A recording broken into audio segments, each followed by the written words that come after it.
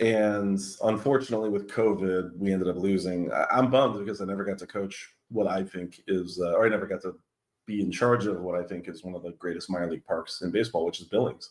So I never got to go because we can't, they canceled the season and then they blew up all the short season leagues, which really sucked because I was really looking forward to that. But then also what really sucks is we had let a lot of coaches go at those levels, which sucked.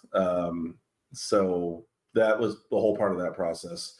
But the Reds really took care of the coaches. They did a good job. I know that's not the question they asked, but I know there's fans feel a way about the ownership, and I understand that, but my job was on the minor league side. And I would say the Reds chose to pay the minor league player stipend during COVID before almost any organization.